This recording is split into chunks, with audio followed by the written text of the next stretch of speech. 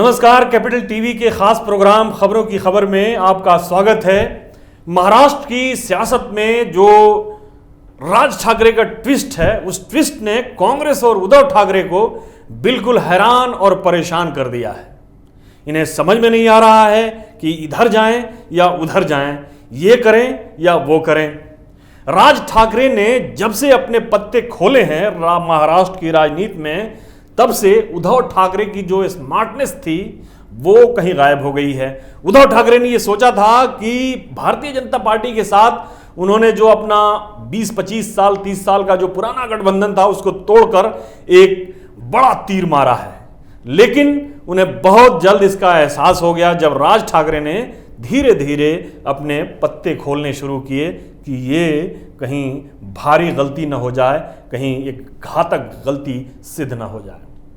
राज ठाकरे ने अब एक जो उनकी एक छवि थी वो एक वेवार्ड छवि थी कि मराठी मानुस की छवि को लेकर वो आगे बढ़ रहे थे। जब से वो शिवसेना से अलग हुए थे 2006 में, उन्होंने जो पुराने शिव सैनिक के कारनामे जो हुआ करते थे उसी तरह के कारनामे शुरू कर दिए। नॉर्थ इंडियंस के ऊपर हमले हो रहे हैं, नॉर्थ इंडियंस को भगाने की कोशिश की जा रही है। जो विद्यार्थी जो हैं, जो परीक्षार्थी परीक्षा देने के लिए जा रहे हैं, कॉम्पिटिटिव एग्जाम में शामिल होने के लिए जा रहे हैं, उनको भगाने की कोशिश कर रहे हैं। लेकिन अब राज ठाकरे ने अपना स्टांस बदल लिया। उन्होंने बीच में एक और काम किया था कि मोदी और अमित शाह के ऊपर उन्होंने बहुत ज़बरदस्त हमले किए थे। ऐसे हमले की जैसा लग रहा था कि वो महाराष्ट्र के जो मेन अपोजिशन है वो राज ठाकरे हैं। लेकिन अभी उन्होंने अपना सुर बदल लिया है, अपनी चाल बदल ली है, अपनी दिशा बदल ली है। उन्होंने सबसे पहले काम ये किया कि अपने झंडे का रंग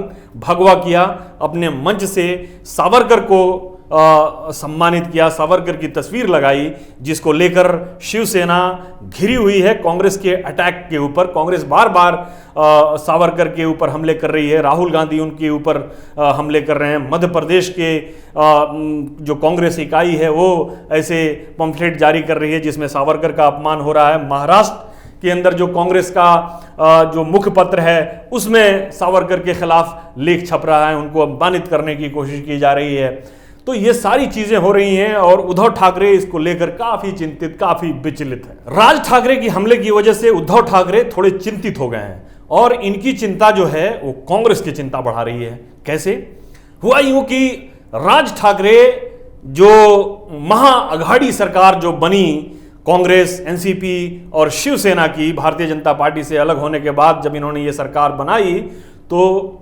सोनिया गांधी की तरफ से जो एक शर्त थी वो शर्त ये थी कि उन्हें प्रियम्बल यानी कॉन्स्टिट्यूशन का जो प्रियम्बल है उसके ऊपर उनको पूरी तरह से कारबंद रहना पड़ेगा। यानी जो बाकी सब चीजें तो सब मानते हैं, लेकिन जो उसमें सेकुलरिज्म शब्द है उसको उन्हें मानना पड़ेगा। अगर नहीं मानेंगे तो ये गठबंधन नहीं हो पाएगा।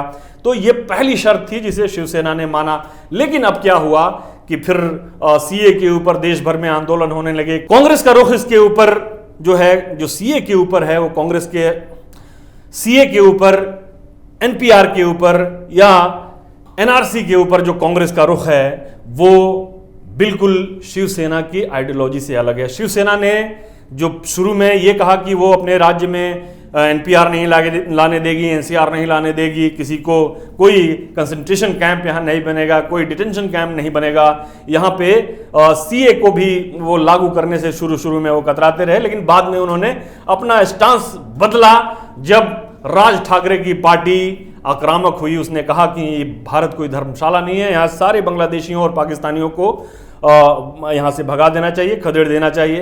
तब उन्होंने अपना रुख बदला और उन्होंने कहा कि हाँ, ये बांग्लादेशियों के लिए नहीं है देश, बांग्लादेशियों को अपने देश में भेजना चाहिए। और उसके बाद उन्होंने जो कुछ रिक्शा वाले जो थे, बांग्लादेशी रिक्शा चलाने वाले, बॉम्बे में उनको पकड़ा गया और फिर राज ठाकरे की तरफ से जो इनके मनसे के कार्यकर्ता थे, इन लोगों ने वॉलंटियर करना शुरू किया।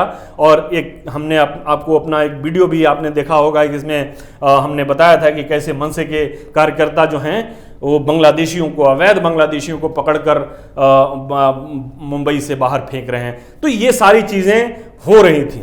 इस बीच जो कांग्रेस की स्थिति हो गई है ये कि महाराष्ट्र में शिवसेना की जो सरकार है इसने एनपीआर, जिसके ऊपर सारे देश में बवाल मच रहा है कि एनपीआर जो है लागू होगा कि नहीं लागू होगा।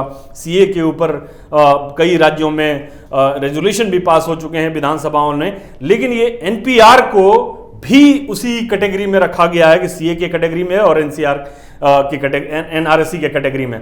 तो उसमें भी अब महाराष्ट्र में एक नोटिफिकेशन जारी हो चुका है, डिस्ट्रिक्ट कलेक्टर्स को बुलाकर उनकी ब्रीफिंग हो चुकी है, और भी जो म्युनिसिपल के अधिकारी हैं उनकी भी ब्रीफिंग हो चुकी है कि कैसे इस पे आगे बढ़ना है, कैसे एनपीआर को के रजिस्टर को जो है तैयार करना है। तो महाराष्ट्र सरकार ने इसको आगे बढ़ा दिया है। इस चीज को लेकर कांग्रेस की परेशानी बढ़ी हुई है, क्योंकि कांग्रेस का साफ रुख है, इस पे साफ मत है कि वो अपने जहां पे उसकी सत्ता है वहां वो इन चीजों को लागू नहीं करने देगी, लागू नहीं होने देगी। लेकिन अब जो है ये रोल ऑन हो गया है, ये प्रोग्राम रोल ऑन। आपको याद होगा कि दिल्ली चुनाव के बाद कांग्रेस के अंदर भी एक अजीब तरह की गहमा गहमी जो है शुरू हुई, और उसका असर यहां महाराष्ट्र में भी देखने को मिल रहा है। वहां पे आपको याद होगा कि जब दिल्ली चुनाव के बाद कुछ ऐसे नौजवान नेता थे जिन्होंने कांग्रेस नेतृत्व को क्रिटिसाइज करना शुरू किया, उसकी आलोचना शुरू की कि हमें जो अपना जो तरीका है उस तरीके को बदलना होगा, अपनी चाल में भी कुछ तब्दीली लानी होगी। ज्योतिरादित्य सिंधिया थे, प्रणब मुखर्जी की बेटी थी, उसके अलावा जयराम रमेश थे। इन लोगों ने जो बड़े नेता हैं, इन लोगों ने काफी नेतृत्व को, कांग्रेस नेतृत्व को एक तरह से कहिए डायरेक्ट उसके ऊपर हमला किया। तो ये हमले भी हो रहे हैं कांग्रेस की तरफ से, ये चीजें भी जा रही हैं। लेकिन अभी जो है, जो महाराष्ट्र के अंदर की बात जो है उसकी तरफ हम लौटते हैं। तो महाराष्ट्र में भी अब जो है कांग्रेस एक दुविधा की स्थिति में पड़ी हुई है। जिस तरह से उद्धव ठाकरे दुविधा की स्थिति में पड़े हुए हैं, उस तरह से कांग्रेस की भी दुविधा बढ़ गई है कि वो इस जो उद्धव ठाकरे ने इसको रोल ऑन किया है उसका क्या किया जाए, उस पर कैसे रिएक्ट किया जाए, उसको कैसे काउंटर किया जाए। कांग्रेस की स्थिति बिल्कुल उसी तरह की है जैसे उद्धव ठाकरे की राज ठाकरे के सामने है। राज ठाकरे ने उद्धव ठाकरे को एक तरह से चुनौती दी हिंदुत्व के ऊपर। उन्होंने, राज ठाकरे ने जब अपनी पार्टी का रंग, पार्टी के झंडे का रंग भगवा किया, तब उद्धव की तरफ से एक कटाक्ष की तरह से ये दिया गया कि ये जो है अपने पार्टी का रंग अब बदल रहे हैं, पहले क्यों नहीं बदला, हमारा तो रंग हमेशा से भगवा था और हमारा रंग जो था वो भारतीय जनता पार्टी के भगवा का वो मोहताज नहीं है, ये बाला साहब का भगवा है जो बिल्कुल पक्का है और बिल्कुल खरा है, ये उद्धव ठाकरे ने कहा। लेकिन राज ठाकरे ने उल्टा उद्धव ठाकरे के ऊपर हमला करते हुए कहा कि ये अपनी नीतियां बदलकर सत्ता में आए हैं, यानी कि जो इनका एक हिंदुत्व का जो एजेंडा था, उस हिंदुत्व के एजेंडे को किनारे रखकर सिर्फ सत्ता हासिल करने के लिए ये सत्ता में आ गए हैं। और उन्होंने जो अपने पार्टी का रंग जो है भगवा झंडा लगाया है, वो राज्य सरकार की जो चुनाव आयोग है, राज्य चुनाव आयोग, उसके यहाँ इन्होंने आवेदन दे रखा था पार्टी के झंडे के लिए। तो 3-4 कलर जो इन्होंने रखे हुए थे, उनमें से एक झंडा ये था जो उनको चुनाव आयोग ने आवंटित किया। ये इन्होंने ये कहा, और राज ठाकरे ने उद्धव ठाकरे के ऊपर हमला करते हुए ये कहा कि इन्होंने अपनी नीतियों की तिलांजलि देकर, इनके जो आदर्श थे, जो उसूल थे, जो विचारधारा थी, उसकी तिलांजलि देकर ये सत्ता में आए हैं। और राज ठाकरे की पार्टी यानी मनसे का जो झंडा है, जिसके ऊपर उद्धव ठाकरे अटैक कर रहे हैं, हमला कर रहे हैं, ये राज्य चुनाव आयोग ने इसे दिया है। और उद्धव ठाकरे के इस झंडे की एक खास बात ये भी है कि इसमें शिवाजी महाराज का जो निशान है वो उसमें लगा हुआ है, जो उनको परेशान करती है। राज ठाकरे ने ये कहा कि उद्धव ठाकरे जो हैं ये अपनी नीतियां बदलकर, अपने उसूल और अपने विचार और आदर्श जो हैं उसको बदलकर इन्होंने सत्ता हासिल की है, और सिर्फ सत्ता के लिए उन्होंने अपनी विचारधारा से समझौता किया है। और इस विचारधारा में जो मेन बिंदु है, जो मुख्य बिंदु है, वो हिंदुत्व है।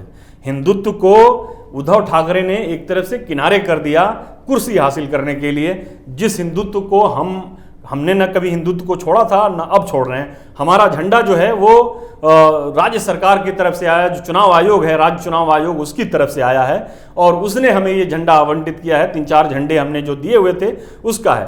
लेकिन जो कुल मिलाकर एक चीज़ जो है उद्धव ठाकरे और कांग्रेस को परेशान कर रही है, वो जैसा हमने बताया कि उद्धव ठाकरे को ये परेशानी खाया जा रही है कि कहीं भारतीय जनता पार्टी के साथ मिलकर ये जो राज ठाकरे हैं वो उनके हिंदुत्व के एजेंडे को और जो शिवसेना का एजेंडा जो है, जो महाराष्ट्री मानुष का एजेंडा जो है, वो दोनों एजेंडे उनसे हथिया न लें या उस जो वोट बैंक है या जो इस बाला साहब ठाकरे ने जो एक बड़ा बुनियाद बनाया था वोटरों का, उस बुनियाद में कहीं सेंध न लगा दें, ये इनको बहुत बड़ा डर है। उधर कांग्रेस को ये डर है कि ये जो एनआरसी और एनपीआर का रजिस्टर जो तैयार किया जा रहा है महाराष्ट्र में, एनसीआर तो नहीं, एनआरसी तो नहीं, लेकिन एनपीआर का जो रजिस्टर तैयार किया जा रहा है, उससे कहीं उसको मुसलमानों के गुस्से का सामना न करना पड़ जाए। बिहार उत्तरी हिंदुस्तान में तो मुसलमान उसके खिलाफ हो ही गए हैं, लेकिन जिस पॉकेट में कांग्रेस अभी मजबूत है उस पॉकेट से भी मुसलमान उससे खफा न हो जाएं, इस बात का डर कांग्रेस को भी सता रहा है। और ये डर जो है ये राज ठाकरे के उदय की वजह से हुआ है। महाराष्ट्र में जिस तरह से राज ठाकरे ने अपने आप को एक नई दिशा दिखाने की कोशिश की है, अगर वो इसी दिशा पे चलते रहे तो आने वाले दिनों में कई और दिलचस्प घटनाक्रम महाराष्ट्र की राजनीति में देखने को मिल सकती है। फिलहाल के लिए इतना ही, इजाज़त दीजिए, नमस्कार। अगर आपको हमारा वीडियो पसंद आया हो तो इसे लाइक करें, हमारे चैनल को सब्सक्राइब करें और हाँ, बेल आइकन दबाना ना भूलें ताकि आप तक हमारे वीडियो की नोटिफिकेशन पहुंचती रहे। आप अपना सुझाव हमें कमेंट बॉक्स में दे सकते हैं। हमारे साथ जुड़ने के लिए शुक्रिया।